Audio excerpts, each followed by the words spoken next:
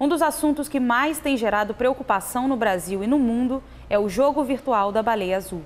O passatempo, disputado pelas redes sociais, propõe ao jogador 50 desafios macabros que vão desde a automutilação até o suicídio. O game funciona como uma espécie de siga o mestre. Quem dita as regras e propõe os desafios é um mentor, o qual envia aos participantes mensagens com instruções do que fazer e solicita fotos como prova do cumprimento das tarefas. No Brasil, uma menina de 16 anos morreu no Mato Grosso após se afogar em uma lagoa na região central de Vila Rica, a cerca de 1.200 quilômetros de Cuiabá. A principal suspeita da polícia é a de que a jovem, que apresentava cortes nos braços, participava do jogo da baleia azul. Precisamos falar da baleia azul. E eu tô aqui com a Natália, ela que tem 2 filhos, um de 13 e um de 7, não é isso, Natália? Isso, 2 Já meninos. aconteceu esse diálogo dentro da sua casa? Já aconteceu com o de 13. Com o de 7 não, ele ainda está num mundo muito lúdico, né? Apesar das coisas estarem correndo muito rápido, mas com o de 13 sim. E a conversa foi muito direta e muito aberta, porque eu acho que hoje em dia a gente não tem muito que ter rodeio, porque eles têm acesso a todas as informações. Verdade. Você também é mãe de 3, um de Sim. 10, um de 7 e um de 6. Viviane, Isso. essa conversa, como é que foi dentro da sua casa? Então, a mais velha chegou a casa e sabendo desse desafio, querendo entender, querendo talvez até pesquisar. E eu disse para ela, não, vamos conversar, saber como que a coisa acontece, ver qual é a informação que ela estava tendo e explicar, né, os desafios das redes sociais, os positivos, os negativos. E aí a gente conversou e os outros, lógico, acabam, né, sabendo, porque tem irmãos. E sentei, conversei e expliquei, mostrando os pontos positivos e negativos do acesso às redes sociais. Vocês falaram uma coisa que é muito importante. Eles receberiam a informação de qualquer maneira. Hoje em dia a informação chega para a criança de qualquer forma, dentro da escola, através da rede social. Então é muito importante essa comunicação dos pais, um diálogo aberto mesmo, em relação a assuntos, por exemplo, como esse que a gente está abordando aqui, né? É fundamental. Nilvinha, o que é a baleia azul? A Baleia Azul é um jogo. Esse jogo foi noticiado pela primeira vez em maio de 2016 na Rússia. Na Rússia tem os chamados grupos de morte. Até por conta da própria situação financeira e política da atualidade, são famílias que estão em dificuldades muito grandes, onde tem um índice de álcool muito grande, desemprego muito grande, pessoas sem perspectiva. Nesse contexto, os jovens são muito abandonados. E aí surge esse jogo. O suicídio juvenil já existia na Rússia, isso é uma coisa que vem crescendo de forma exorbitante desde a década de 90, mas viralizou de certa forma nesse momento. Tem uma letra de uma música de uma banda russa e esses versos falam de uma baleia que ficou presa numa rede e que não seria interessante para essa baleia viver. Disso, uma pessoa espalhou para outra, a polícia interferiu, chegaram, entre aspas, ao primeiro curador, mas nesse momento já tinham outros curadores. O que é o curador? O curador é a pessoa que manda fazer as tarefas.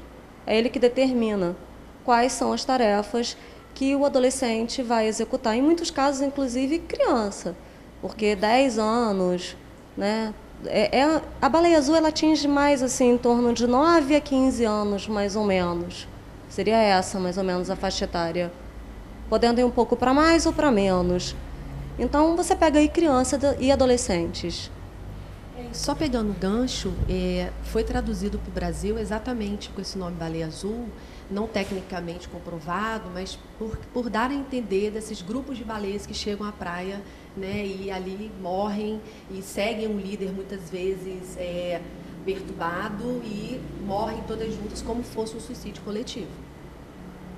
Nossa, a gente está tratando um assunto cada vez mais sério, devido à proporção que isso vem tomando, né? Falar de morte ainda é um tabu na nossa sociedade. Falar de suicídio também, mas precisamos muito falar de suicídio. O suicídio está aí, o suicídio é crescente entre os adolescentes. É complicado falar disso, mas é a verdade. No Brasil, o número é enorme. Porto Alegre é uma das capitais assim, onde isso é muito forte, né?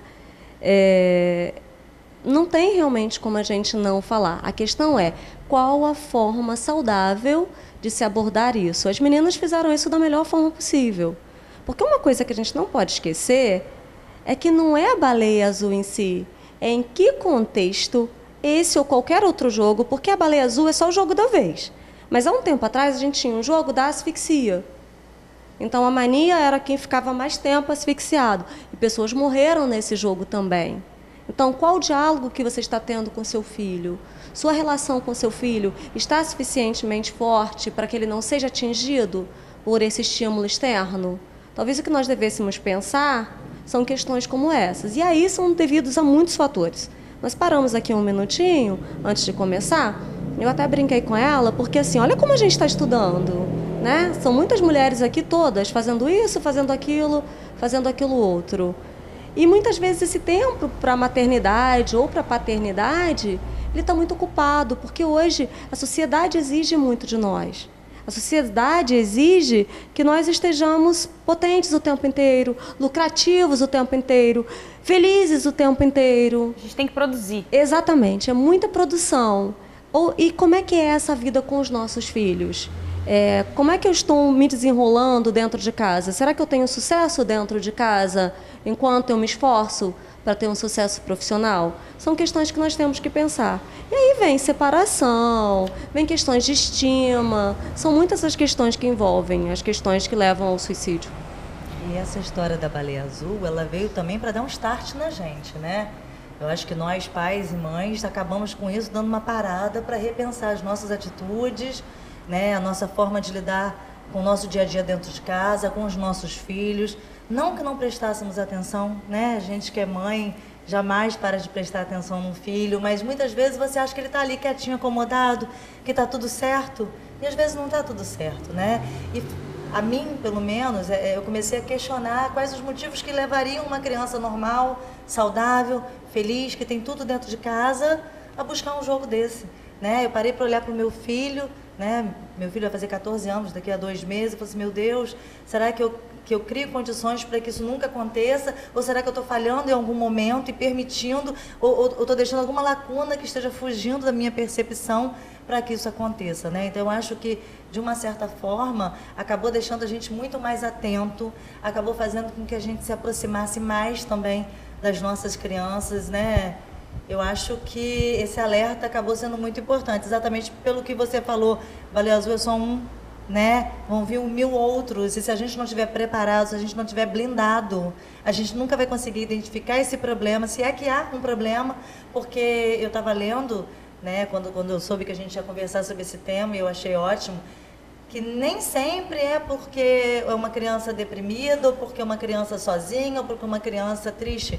Muitas vezes é uma criança extremamente desafiadora, cheia de amigos, e acha, eu sou capaz de entrar, duvido que a pessoa vai conseguir fazer com que eu faça, só que chega um momento que o medo faz com que ela acabe seguindo, também porque é criança, né? A gente não pode esquecer nunca, é criança. E também porque a adolescência em si é uma época muito difícil da vida. Muito né? difícil. O menino e a menina, eles estão na infância. E aí, por mais que a gente não perceba, é como se um dia eles não estivessem com nenhuma responsabilidade, eles têm um corpo. Aí, no outro dia, porque para o adolescente a temporalidade é diferente da nossa. Aí, no outro dia, eles já têm um corpo, hormônios, desejos, responsabilidades e não têm maturidade. E aí, como lidar com isso? Que entra numa outra questão. O adolescente, ele precisa de pertencimento. Ele começa primeiro, o adolescente ele não se identifica instantaneamente. Ele olha para o outro, ele vai olhar para o entorno. É aquele outro que confirma quem ele é. Então ele precisa dessa estrutura dentro de casa e da sociedade. É muito comum na adolescência eles se espelharem no grupo. Então, se isso está em voga na escola, ela pode falar melhor que eu disso. Eles querem saber também, e é como você falou, muitas vezes estão bem. Outras vezes podem estar aparentemente bem, porque a adolescência em si ela já traz um luto, que é o luto da infância. O luto daqueles pais que até então eram tidos como perfeitos. E aí, na adolescência, eles começam a olhar para a gente e perceber que somos falhos também. O luto daquele corpo que eles tinham antes e não tem mais. E aí eu tenho um corpo novo, eu tenho pelo, eu tenho seios, eu tenho não sei o quê. Como é que eu vou me comportar? Qual o direcionamento que eu vou ter para a minha sexualidade? Então, por si já é uma fase muito complicada. E se não tiver diálogo com os pais, isso fica muito preocupante e mais complexo ainda. Pegando esse gancho, exatamente essa questão do diálogo, essas crianças, esses jovens, eles chegam até a escola procurando esse diálogo. Eu, enquanto orientadora educacional, eu atendo muitas crianças, né? Nesse papo, nessa conversa individual, nessa procura incessante de solucionar um problema ou pelo menos ajudar. Então, quando isso surgiu, essa história do jogo da baleia azul, eles vieram até a mim: tia Dani, você já está sabendo, que eles me chamam de tia, você já está sabendo o que está acontecendo, o que é isso? Então, eu tive que parar um tempinho, conversar com eles, e aí nós vimos, enquanto escola, a necessidade de estar passando para esse grupo, né, de crianças, de adolescentes, que não são poucos. No setor onde eu trabalho, são 493 crianças, do 2º ao 5º ano, na faixa etária de 7 a 10 anos. Então, é um número muito grande, é onde tudo começa, onde tem a curiosidade e onde tem o lúdico que não pode ser interferido. Né? Então, a gente achou o quê? Não, vamos parar um pouquinho. Estamos até para receber, na próxima semana, uma psicóloga para conversar com essas crianças, com o grupo todo, para estar explicando melhor para eles o que é isso, qual é a consequência, tudo isso. Mas outra coisa relevante também, pegando o seu gancho, essa questão do suicídio, né, que vem aumentando. Eu estava lendo na matéria da Folha de São Paulo, dia 27 de abril, vem dizendo exatamente isso. O quantitativo, como que aumentou. E ele vem falando assim: não existe uma solução magnífica. O que falta é a gente reconhecer que esses adolescentes, eles têm vontade de se matar, sim. Eles têm vontade de suicidar.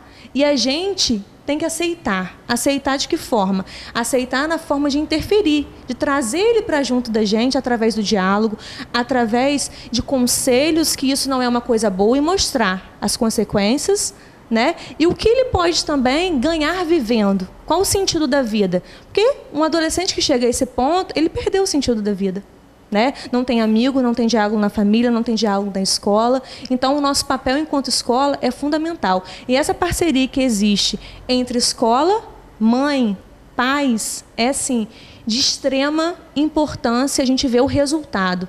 Quando acontece alguma coisa que a gente chama a família na escola, conscientiza essa família do que está passando e ela chega junto com a escola, o desenvolvimento da criança, do adolescente, é outro. Então, essa importância do diálogo e da parceria é fundamental.